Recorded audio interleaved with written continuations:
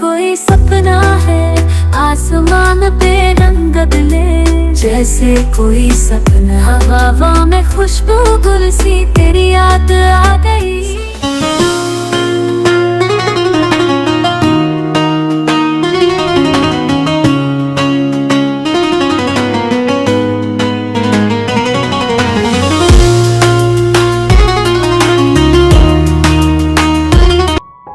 হে everyone, আসসালামু আলাইকুম। তোমরা সবাই কেমন আছো? আশা করি সবাই ভালো আছো এবং সুস্থ আছো। আলহামদুলিল্লাহ, আল্লাহর অশেষ রহমতে আমরাও খুব ভালো আছি।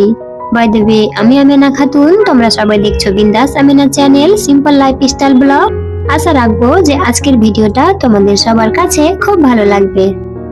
এই তো সকালে নাস্তা কিন্তু করে নিলাম, তারপরে দুপুরে রান্না করব, ওটার জন্য আবারও চলে আসলাম কিচেনে। তো আমি রান্না করছি আজকে আলু সজনা আর ডিম।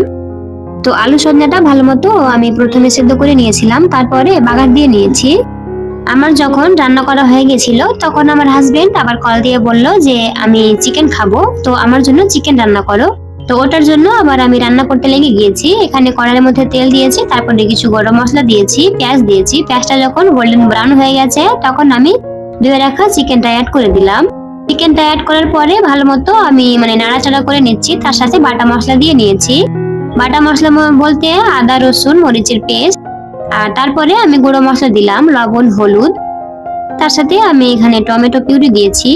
টমেটো পিউরিতে আমি মরিচের গুঁড়ো দিয়েছি, তার কারণে আমি এক্সট্রা করে আর অ্যাড করিনি।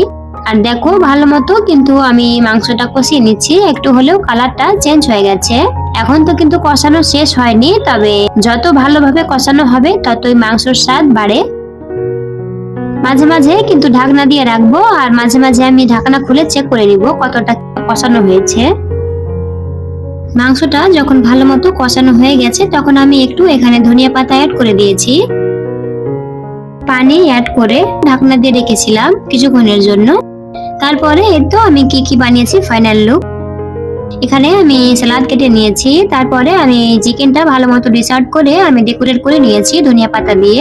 তারপরে ডালের বড়া করেছি, আর এই তো আমি খেতে বসে গিয়েছি দুপুরে। তোমরা যদি আমার চ্যানেলে কেউ নতুন এসে থাকো তো প্লিজ একটা লাইক দিয়ে দিবা। তোমাদের একটা লাইক আমার ভিডিওকে অন্যজনের কাছে পৌঁছে দিতে সাহায্য করবে। আর যদি একটু বেশি ভালো লেগে থাকে তো সাবস্ক্রাইব করে পাশে থাকার বেল আইকনটা ক্লিক করে অল অপশনটা প্রেস করতে পারো। এতে কি হবে যে আমি কোনো ভিডিও দেওয়ার সাথে সাথে তোমাদের সবার মোবাইলে নোটিফিকেশন চলে যাবে। আর যদি এগুলো কাজ আগে থেকে করে থাকো তো তোমাদের সবাইকে অসংখ্য অসংখ্য ধন্যবাদ। এটা হচ্ছে বিকালের টাইম। আমি এখন বানাবো পুডিং।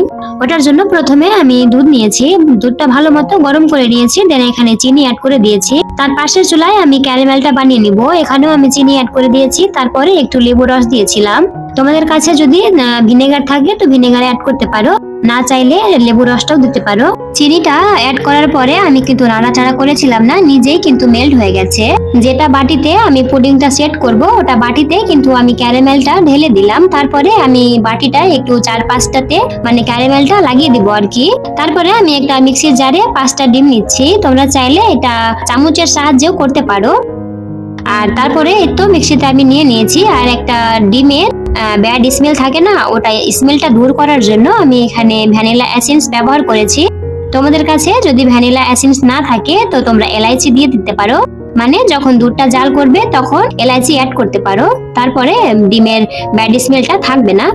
আর এই তো আমি মিক্সির জারে ভালো মতো আমি 2-3 বার মিক্সিটা চালিয়ে নিয়েছি। তো দেখো কত ফোমের মতো হয়ে গেছে। তারপর দুধ অ্যাড করলাম, তারপরে একটা ছাঁকনির মাধ্যমে আমি ছেঁকে নেব, কারণ ডিমের মধ্যে একটা সাদা সাদা ভাব থাকে না, তো ওটা আবার দিলে পুডিংটা ভালো লাগবে না। ওটার জন্য ছেঁকে নেওয়াটাই বেটার।